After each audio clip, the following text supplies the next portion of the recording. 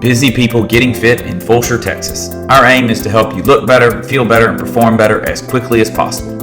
I'm your host, Bryan White with Blue Eagle Fitness and Nutrition. Welcome. Hey, what's up, everybody? Today, we are talking about confidence. What is confidence? How do you get confidence? What can you do when you have confidence? And all those great things. I was coaching a young woman a couple of weeks ago, last Wednesday, coaching her, and we were doing snatch. Snatch, for all of you who know, is the most technical Olympic movement that we do in one motion. We grab a barbell with hands that are pretty wide, and in one motion, we send that bar from the ground up to overhead, and then we stand up straight, holding the bar up overhead. May sound easy, and with a PVC pipe or a broomstick, it is. But as you start adding some weight, it gets more and more difficult, and we need to be more and more technically precise. And as she was doing snatch, by the way, this was the first day she'd ever done it. She felt uncomfortable, felt like a fish out of water, and just wasn't moving very well, which is fine. It's fine. It's perfectly fine. In fact, that is exactly what is expected the first time you do anything. You're not going to perform well, and that's okay. We can still get lots of benefit, right? Just getting any bar up overhead improves our shoulder mobility, improves our shoulder stability. She was also able to add an overhead squat to that. So that was improving her ankle mobility, her knee mobility, her hip mobility. Great work. It was great. She wasn't happy. She wasn't happy because most of the other athletes were more proficient than she was. And she said, I just need to have more confidence. And most of the time when we think about that, we think, well, we just need to believe in ourselves more. We need to think more positive thoughts. We need to believe that we can do it. And to some extent, there's some truth to that, but I wanted to just get into the nitty gritty and explain why confidence, or in this case for her, a faux confidence, a fake confidence, wasn't going to work. She'd never done it before. So where does confidence come from? Confidence, first of all, confidence is not a feeling. Okay, rest on that. Confidence is not a feeling. Okay? Confidence is a belief in reality. Confidence is a belief in reality. Once I give you super simple examples, it starts to make sense. If you don't know it yet, I have a daughter. My oldest daughter is a swimmer. Super proud of her. She's great. And since it's swimming, the examples are much, much easier than like my daughter who plays water polo.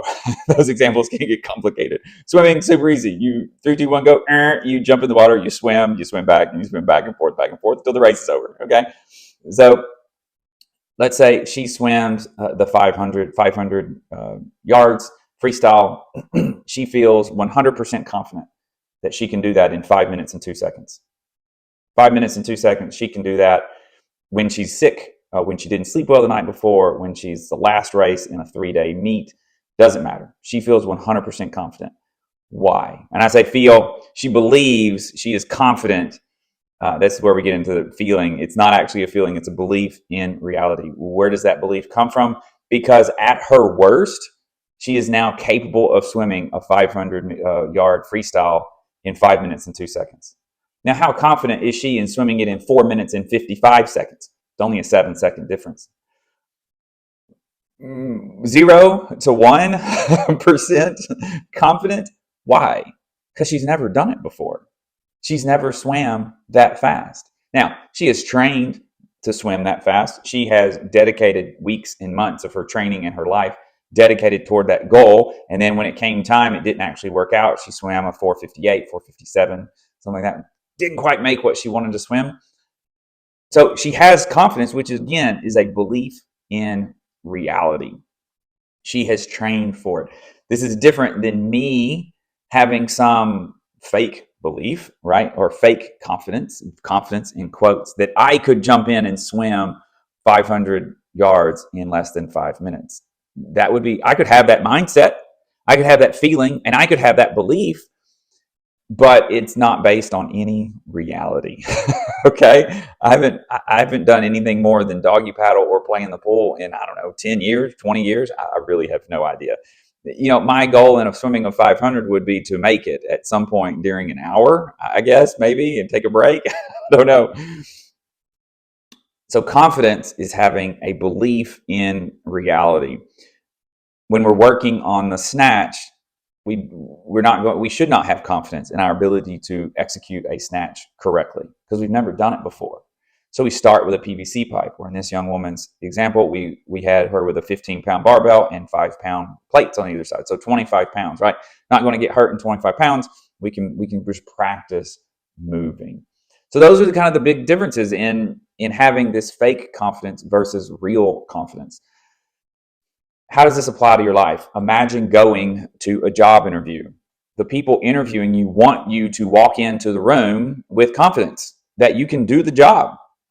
A lot of us will get ourselves psyched up. We'll think positive thoughts. We'll tell ourselves how great we are, drink a great cup of coffee and get us fired up with some caffeine and go into that interview and completely bomb it, because the moment they start asking questions that we were probably unprepared for, we started giving poor answers, even though we were trying to say those answers as confidently as possible. How do we approach that instead? How do we demonstrate confidence in that interview? Is that we prepare coming up with stories of the successes we have actually had. The stories of successes we have actually had. So if I'm applying for a sales job, then I want to go in to that interview with 2 or 3 successful stories on how I helped my customer previously, or how I helped my own business in a previous example. How did I make everyone happy? How did I make everyone make money? How did I lead to success for everyone involved in that transaction? So yes, Mr. or Mrs. Hiring Manager, you should hire me because I can do that same for you. That's how I can be confident, because those are my real stories. Those are my real stories. Now, one of the worst things that I see, and I see this routinely, I see this at the gym, and in fact, it is one of the things that I and your coaches work very hard on, is if you're listening to this podcast, I am betting that you're a hardworking, driven, responsible person who has these high goals, and you always are striving for more, and that is awesome, and that is wonderful. Don't lose sight on all the things you have accomplished, on all the things that you have accomplished. We see this in the gym. This is a great way to practice in CrossFit. So let's say you've been at the gym for 2 or 3 years, and we're doing a clean and jerk. And you know that your max clean and jerk is 185 pounds. And you just did that maybe a month ago, and now we're doing it again, and we're going to retest. And now you just did 185 pounds, and now we're going to do 187.5 pounds. So we're going to add 2.5 pounds. Suddenly we start getting in our minds, well, I'm not confident. I've never done that before. Okay, I hear that. But what you have done is 99% of that weight. In this case, like 98% of that weight, right? You've done 98% of it. And yeah, now we're going to see if you can do 2 more %. I got it. It is more. But let's not lose complete confidence. Our confidence should not go down to 0. Oh no, woe is me. I can never do this. No. I'm already close. I'm already there. Now let's focus on the fundamentals that my coach is wanting me to do, right? If I'm there coaching you, the first thing I want, is a good first pull. Keep my back straight. Can I keep my chest up and my back straight, my shoulder blades pinched together as I lift the bar off the floor? And then can I explode when I get the bar to my hips? Can I just jump as high as I can? Recognize it's not going to be very high because that's a lot of weight on the bar. And then can I pull under and get my elbows up, right? I mean, these are the fundamental things I want to work on, or that I'm going to think about, I want to try to execute in the gym while being confident that I could do 98% of this weight before, and it is reasonable for me to expect to do this weight. It's not 300 pounds on the barbell. There, I have 0 confidence, because if my max clean and jerk is 185 and I'm now being asked to do 300, which we will never ask you to do in the gym, by the way. But if I'm now being asked to do 300, yeah, I have 0% confidence that I can do that. And it's going to show, right? And it's going to show I'm going to be petrified and scared because I'll know the result. It's the same as in an interview.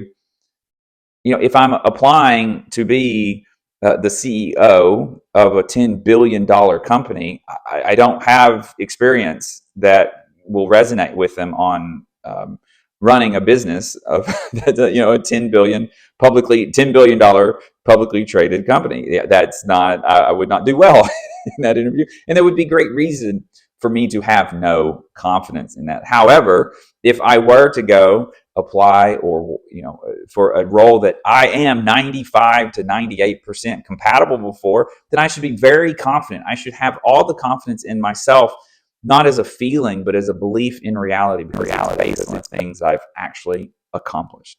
So those are our thoughts for today. I want you to think about, are there areas in your life where you struggle not having enough confidence? And if so, is that justified?